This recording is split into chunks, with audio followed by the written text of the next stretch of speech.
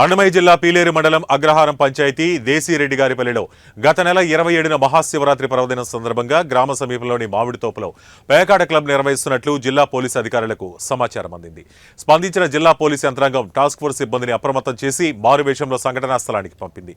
అక్కడికి వెళ్లిన సిబ్బంది పేకాట ఆడుతున్న వారిలో కలిసిపోయారు. సరిగ్గా ఒక ఆట ముగిసే సమయానికి రెడ్ హ్యాండెడ్ గా జోదరులను టాస్క్ ఫోర్స్ సిబ్బంది పట్టుకున్నారు. అక్కడ భారీగా నగదు స్వాధీనం చేసుకుని పలువురిని అదుపులోకి తీసుకున్నారు.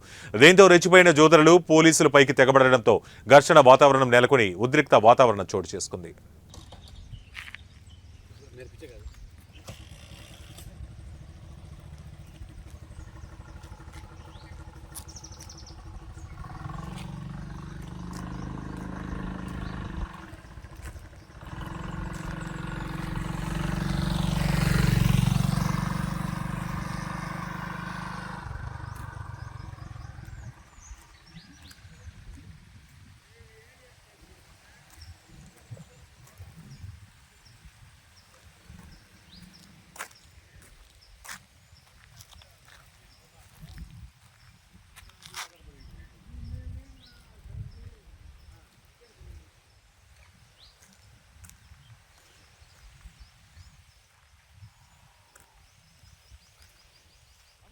हाँ क्या